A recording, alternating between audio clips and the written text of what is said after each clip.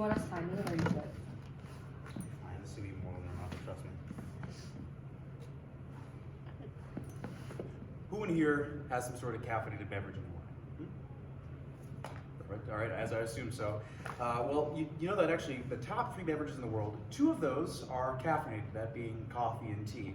Now, I'm going to shed a little bit of light on the favorite way we like to go and start our morning with, all right?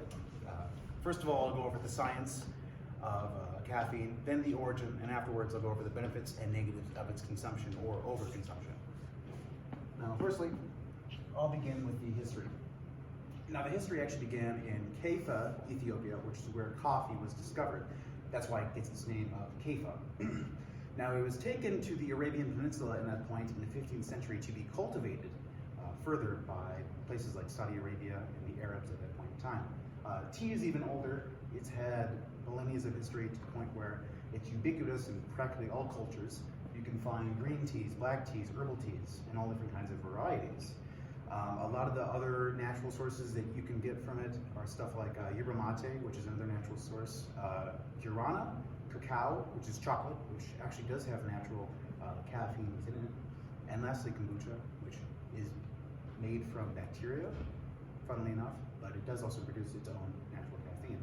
Many of the sources that we enjoy caffeine through is stuff like coffee or coffee-flavored beverages, stuff like frappuccinos, lattes, other mixed drinks that you can get in a coffee shop from a barista.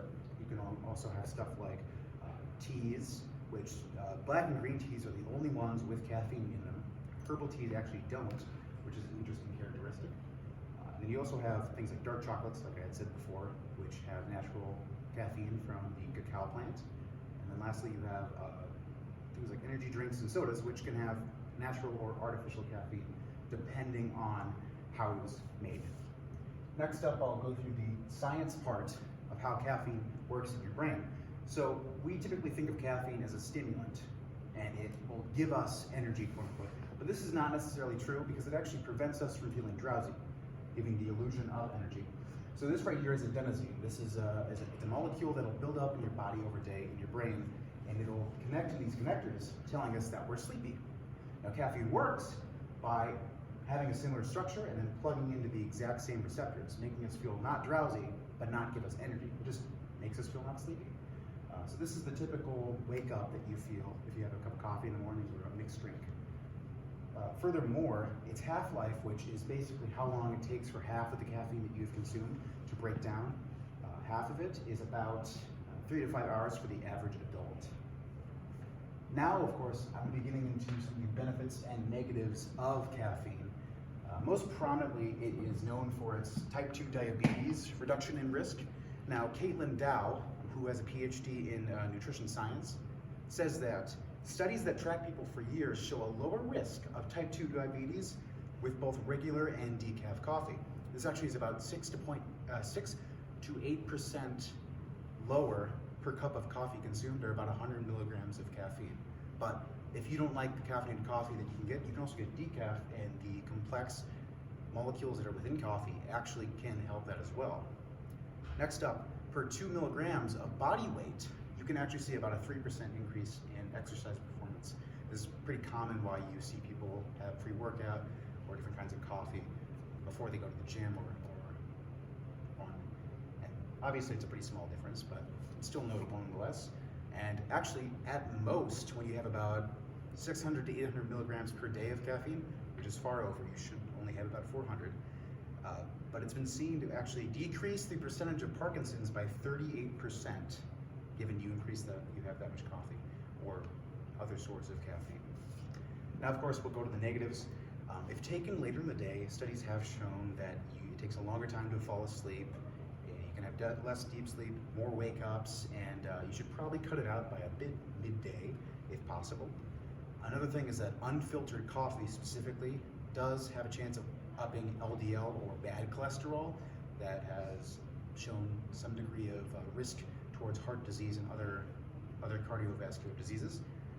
An example of this would be something like a French press. Typically your drip coffee maker that you'll put a filter in, stuff like that, is perfectly fine for you. Another thing is, and a lot of people either who work out or go to Starbucks probably have experienced this. A lot of times, the drinks that you order that have caffeine in them don't just have caffeine, they have sugar and a lot of milk that adds a lot of extra calories. And the sugar you get from those drinks, typically, it's a source of glucose, which is the energy your body uses by breaking things down, is so concentrated that it can actually almost instantly turn into stored fat. And it's not great for you. So make sure to watch out and read your labels before consuming things like that.